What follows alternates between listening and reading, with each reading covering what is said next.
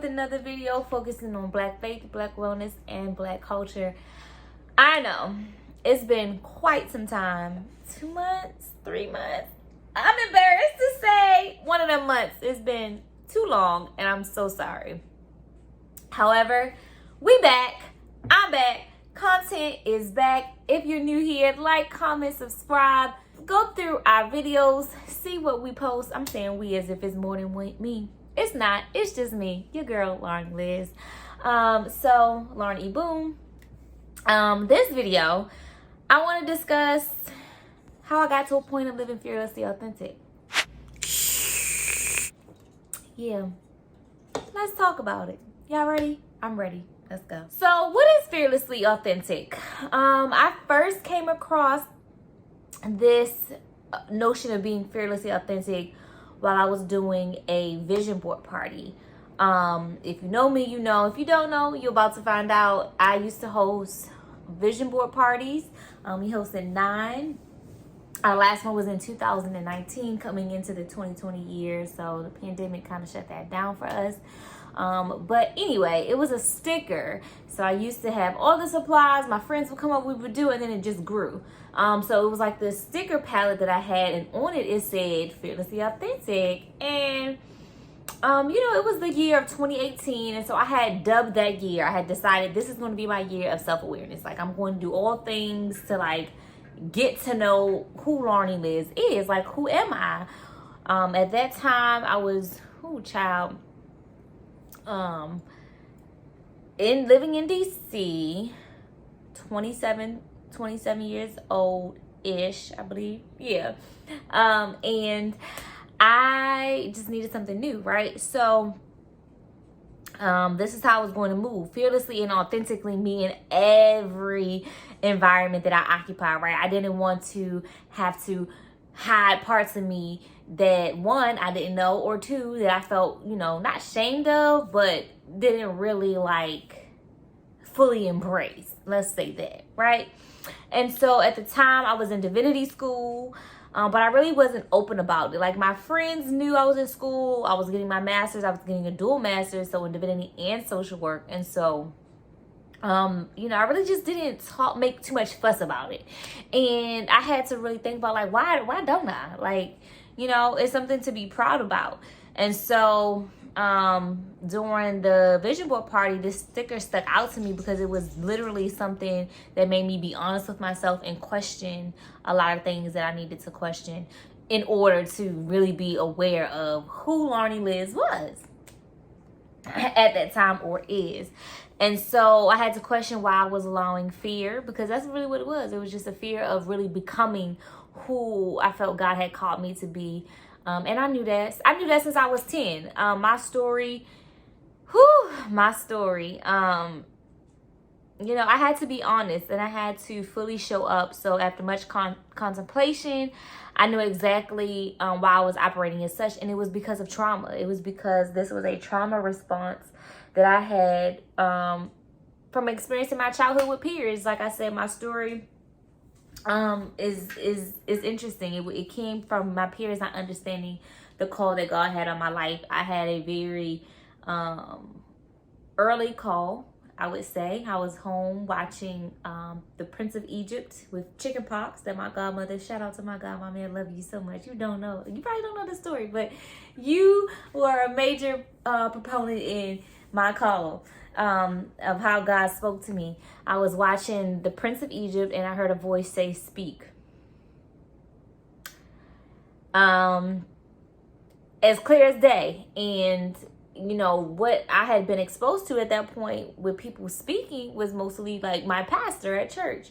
And so I was like, okay, Lord, you want me to speak? I'm gonna speak. And I knew it just was so natural for me to associate that voice with the voice of God, because I was a church girl. I grew up in church. That was my community. That was my village. And so I was like, okay, you want me to speak? Got you. I went and got my old science trifold, okay, not tripod, but trifold board. That was my pulpit, and I created a sermon, and it was called Let My People Go, because I was watching the Prince of Egypt, and that's what the storyline is. It's about when Moses went to Pharaoh and said, hey, let my people go. That was my sermon. And at that time, Reverend Divine, who had become my like alter ego, I don't know how I came up with the name, but Reverend Divine was my name. And I became this, I morphed into this preacher at that time. And, you know, my family was all on board. They was like, oh, yes, yes, yes. And so I took that same energy to school with me. And when I tell you people, peers, you know, children can be mean, laughed at me, called me goody two-shoes, church mouse, you know, I was bullied. And at that point, I just became a recluse. Like, oh, nope, this part of my life stays with me. No one needs to know. And that behavior wasn't healthy because it stayed with me. It stayed with me all the way up until maybe my second year in divinity school, because I was just so conditioned to keep stuff close to me out of fear of being judged, out of fear of being misunderstood, out of fear of not knowing what my future held for me because of this calling on my being afraid of the call. And so I knew and understood that wasn't healthy behavior. And so my journey of being self-aware, self-assured, and fearlessly authentic started in that moment. And so, you know, God has just been speaking to me continuously through my life. So before I went to divinity school, I was in Brooklyn, New York. Shout out to BK. I love Brooklyn. I love Brooklyn so much. It's where I feel like I became a woman. I learned how to make it on my own in Brooklyn. So I just have really a love and a soft spot for Brooklyn. The people there, the food there, the culture there. Oh my God, it's nothing like it. So if you ain't been to Brooklyn, make sure you go to Brooklyn sometime in your life. But anyway, I was in Brooklyn, and it was there that I decided to really be obedient to my call and go to school, get the training that I needed to have in order to really speak and understand the gospel in a way that I would be able to critically think about it, a way that I would be able to interpret it, the way I would be able to understand it in a way to help my people. And, you know, at this point I was just being obedient. I wasn't really sure what I was going to do, right? I just said, let me go to school. Let me get this training and get this education, because I study to show thyself approved, right?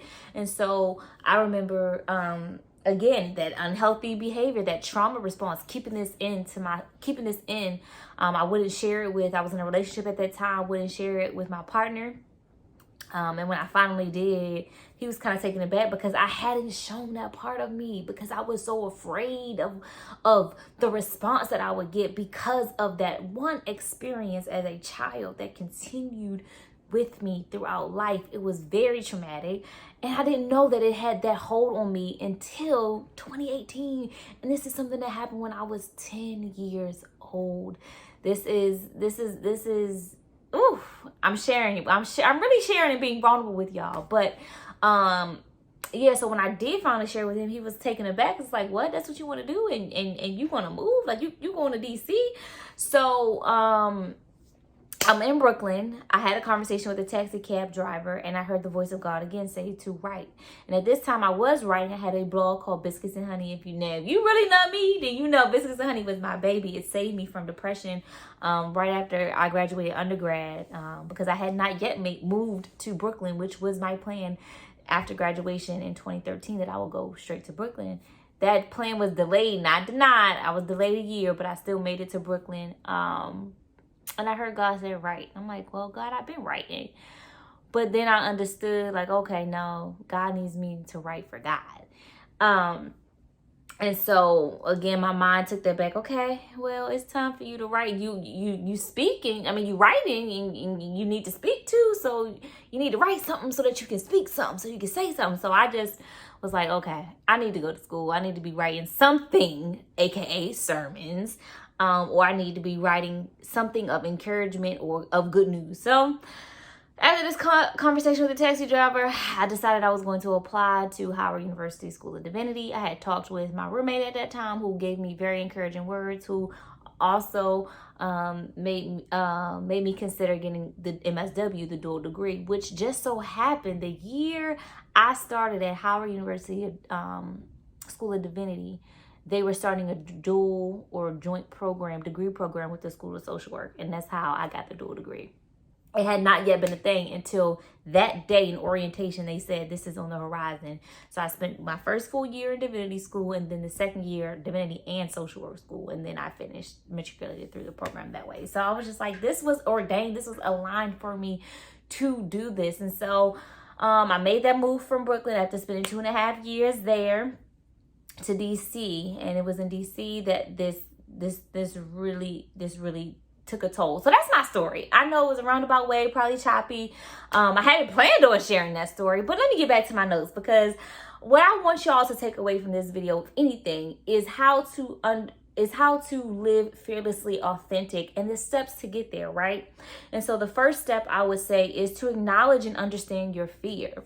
Okay, and fear has many different lenses, and so when I'm thinking about fear and the impact that it can have on one's life, I'm thinking about the impact that we have, or the definition of fear biblically. I'm thinking of the definition of fear culturally. I'm thinking of the definition of fear mentally and emotionally, and how those definitions and how we perceive those images of fear and how they impact our lives. So let's go to it. And I have some notes here, so I'm gonna be looking down, but I got y'all. So biblically, when we think of fear, it can mean two things. It usually is similar to how we use the word in today's context culturally, to be afraid, but it can also mean to be in awe of, okay, especially when referencing, the works of God and the promises of God. Being proper, right? So in fear, especially in the Old Testament, being in fear of what God may do or can do, right? Culturally is the use of encouragement. So I think of the acronym FEAR, where it says fear is false evidence appearing real. So it's something that we build up so much. Like we literally put barriers. We create these mental barriers for ourselves that we can't get past, right? And the traumas that we experience in life keep us in that space, keep us operating in that loop. So if you understand, just like I had to understand that my recluseness, my keeping parts of myself hidden from people that I love was a trauma response, because it happened to me and it tore me down. It made me feel inferior. It made me feel like less than. And so I had to understand that that's false, because some people gone, them people living their lives. Some people don't know what they did to me, and I'm holding on to it. Why? It ain't doing nothing for me purposeful. It ain't doing nothing for me promising. I need to let it go. But first I have to understand it. And so I think that's where we all have to start. We have to understand our own traumas, and we have to understand our own fears that we have allowed to block us into something, and that may not be healthy, right? So then when we think of it mentally, we think of it as a negative barrier, like I said, that allows you not to operate at your highest vibrancy, right?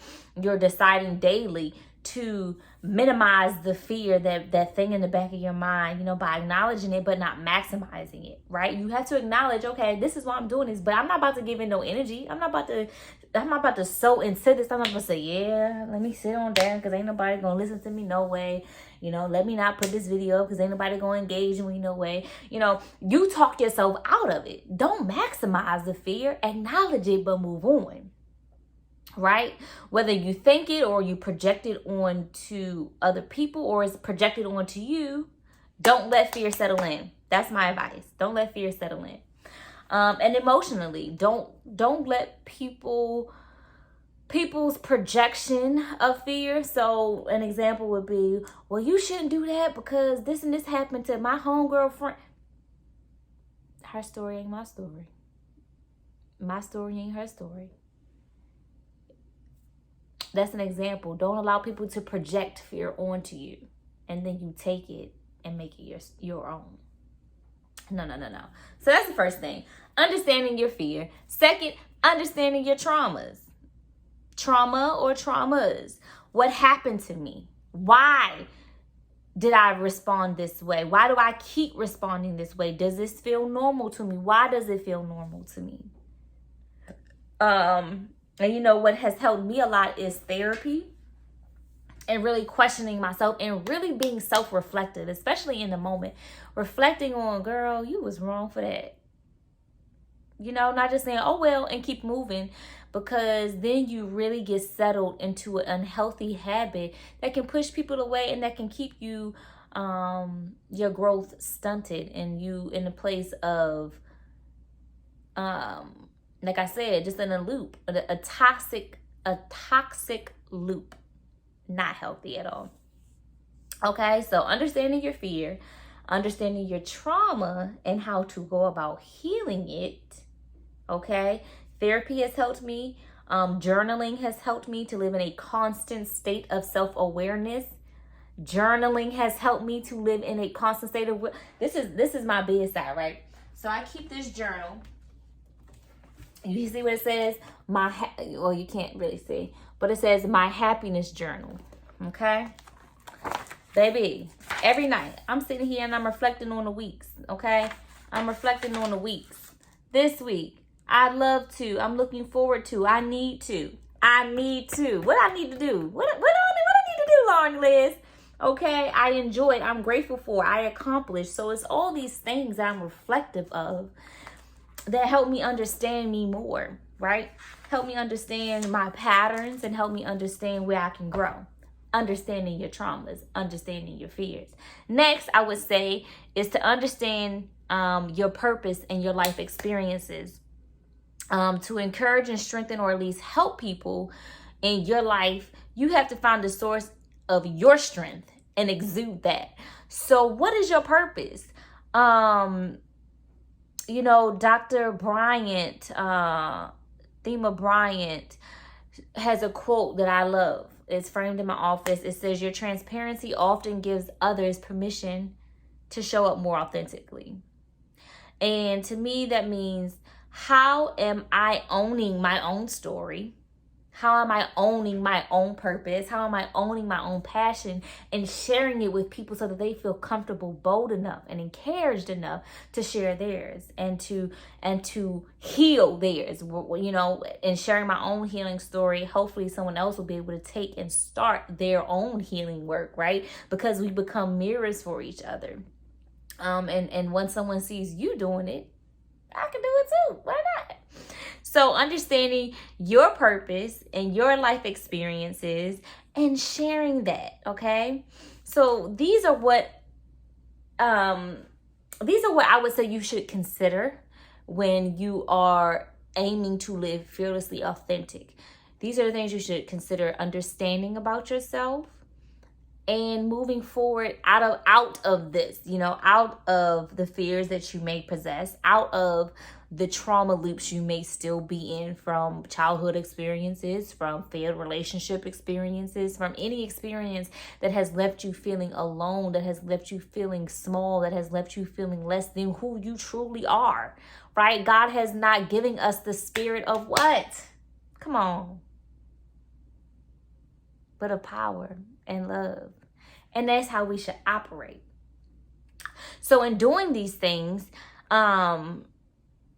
and thinking about living fearlessly authentic in your personhood, you're going to lose something.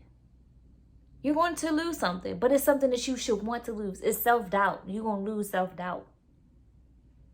You're going to lose the limitations that you have placed upon yourself, or that people have placed upon yourself by doing the work to be more self-aware and to be more authentic in your life. You're going to lose the attachment of what people may think. You're going to lose that. And you should want to lose it, because it's doing nothing but holding you back. That's all. That's all it's doing, is holding you back. And so then what do you gain? So if you lose something, you must gain something. What are you gaining? You're gaining freedom. You're gaining freedom to always move forward and flourish, to be who God has called you to be. Living fearlessly authentic. means that you're putting the work in to heal, to understand, to share. Well, first you gotta own, okay? Let's do that. You gotta own your story. Then you gotta share your story. And this is a journey. This ain't just okay, one and done. This is something that we will continuously do, because as things have evolved and as we continue to evolve, it's a part of life. Living fearlessly authentic. What are we doing? We're understanding our fears and how they impact our lives. We're understanding the traumas that we've experienced in life.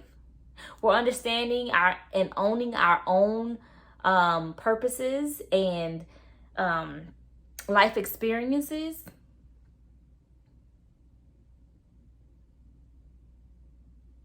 And we sharing.